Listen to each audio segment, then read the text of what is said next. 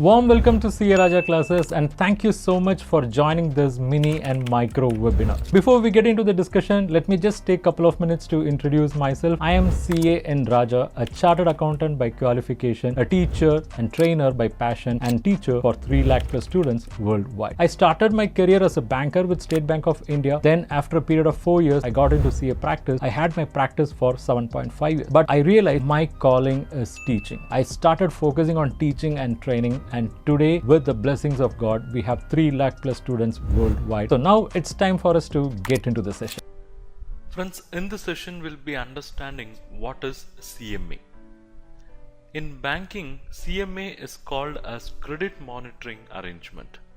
This is nothing but an Excel sheet which will give information about the past of the customer in financial data, which is basically lifted from audited financial statements, and it will also give picture about future, that is what is they are having as estimate for immediate future, say that's next year, and what they have as a long-term plans for their term loan tenors, which are called as projections.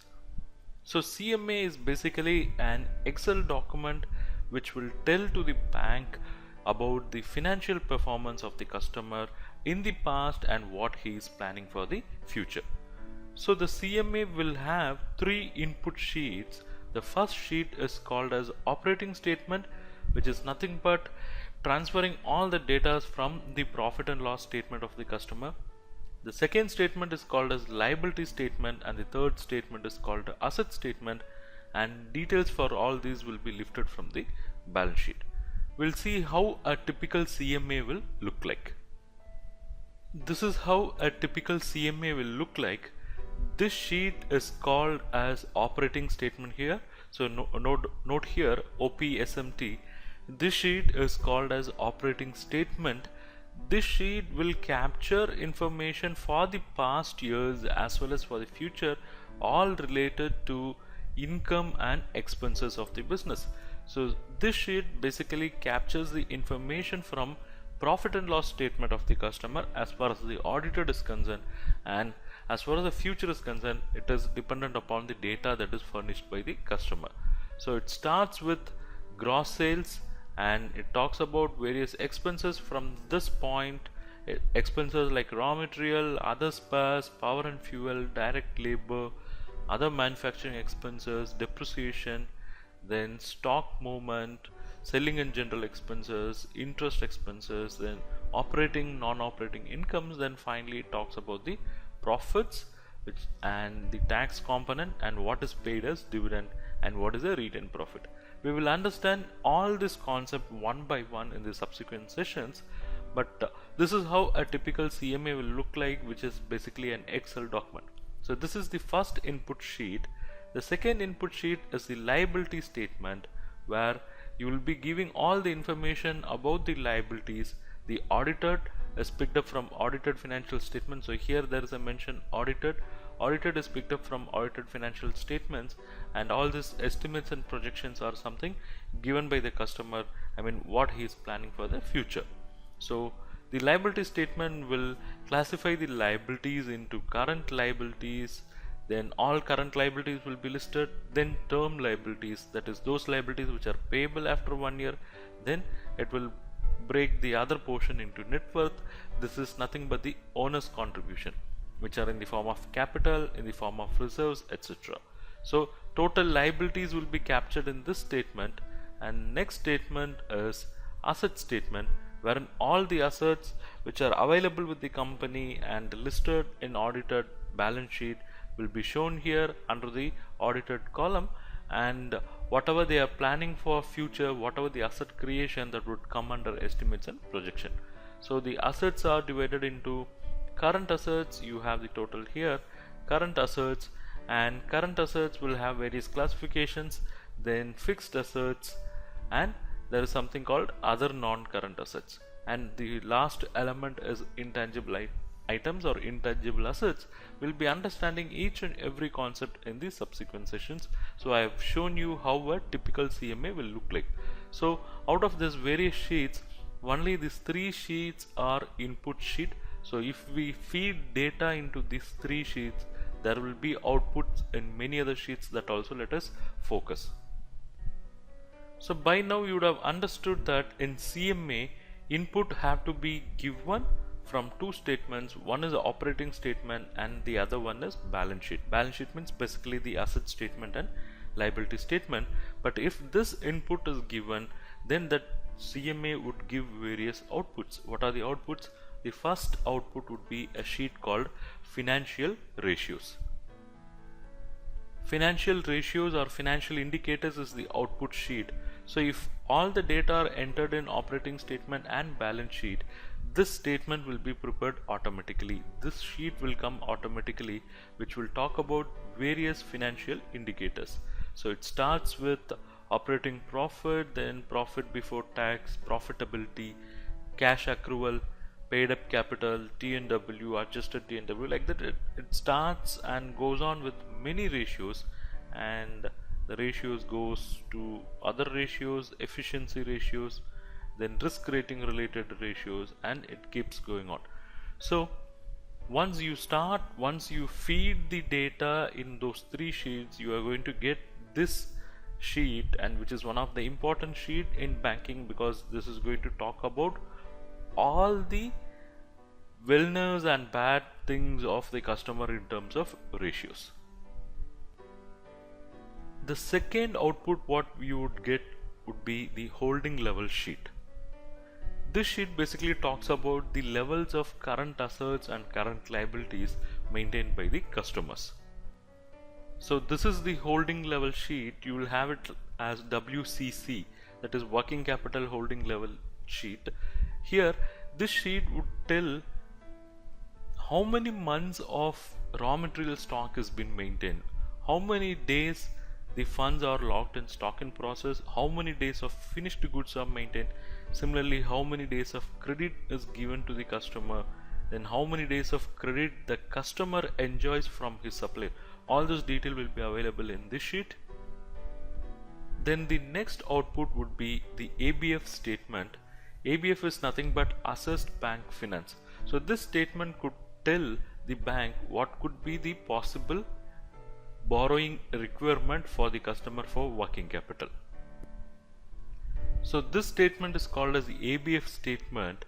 This statement would take the information from the balance sheet, and finally it would do some various calculation and would tell the bank what could be the assessed bank finance.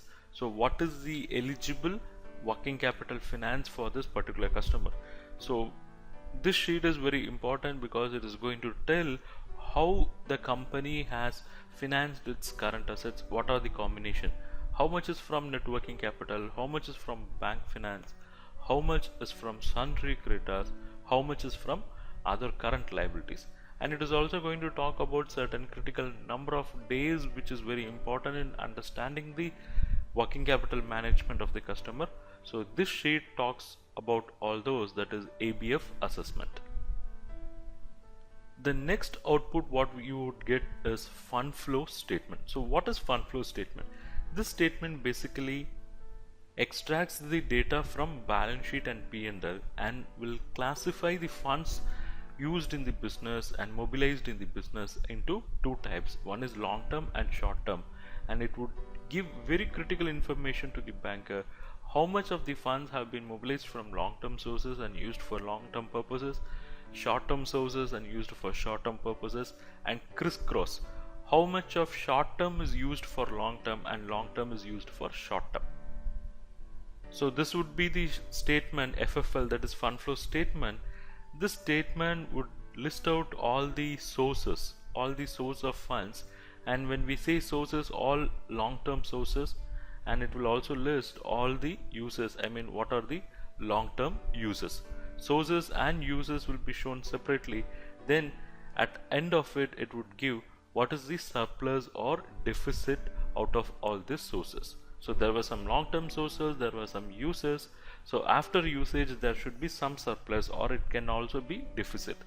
If there is surplus, how the surplus was used for further activities, or if there is deficit, how the deficit was managed. That's what I explained in the subsequent lines. All this we'll understand in a separate session. So in CMA we have to give input that is basically for past as well as for future. But when you give input for the past 3 years audited financials, you are facilitating, number one, to understand what is the trend of the company, how the company has moved in the past 3 years, and you can also get what could be the average performance of the company, and you will also get to know what is the latest year or immediate past performance of the company. Now let us list out the items in CMA one by one to gain some understanding. See, the first item is operating statement, so we list only the operating statement items. To start with, we have to give past 3 years information, number one. Number two, we have to give estimate and projection. So any CMA, it should have past 3 years, number one. Number two, it should give estimate for the current year and what you are going to plan for the projection, that's for the future year. So whatever the items we are going to discuss, that should be given for all these years. First is gross sales should be given, and from gross sales excise duty should be deducted and net sales should be shown separately. So this is basically the income. And on the expenses, to start with, the first expense should be raw material consumed, and that should be broken into indigenous and imported. This information is important because they have to understand how much is sourced locally, how much is sourced from outside country, because when it becomes an outside country purchase, obviously it would require something called letter of credit. For that purpose, this breakup is required. Number two, what are the stores and spares that have been consumed, and that should be broken into indigenous and imported. Then what is the expense incurred by the company on its laborers? So the direct labor cost should be shown here. Here the focus is on direct labor cost. We'll understand that in subsequent session. Then the power and fuel cost should be shown. After this, we have to show the other manufacturing expenses and depreciation. So with this, the total cost would be shown, and with this, opening stock in progress should be added and closing stock in progress should be deducted, and that would give the total cost of production. And with this, we have to add opening stock of finished goods and deduct closing stock of finished goods. That would give total cost of sales. And with this, selling and general admin expenses should be added, and this would give the overall operating cost for the company. And if this operating cost is deducted from net sales, it would give operating profit. And from this only we'll deduct interest cost, which should be broken into working capital cost and term loan cost. Then we have to add the non-operating incomes and deduct non-operating expenses so that we get profit before tax. From this we have to deduct income tax, which is again broken into current tax and deferred tax. And deferred tax liability only the banks would consider. Then we get profit after tax, and from this profit after tax only the dividend will be paid. The first one will be preference dividend and the second one would be equity dividend. And if any profit is remaining after that, then that profit will be transferred to reserves and surplus. In the subsequent session, we will understand each and every item of the operating statement in detail. Thank you for watching this webinar. I am sure you have derived value from this webinar. And if you wish to learn more, I have some good opportunity for you. What is that? Check out. It is this Credit and Financial Analysis Mastery course, exclusively designed for bankers and for those who want to have bankers' point of view. This is a course which we have developed after a detailed analysis, a thorough discussion with several hundreds of bankers and finance professionals.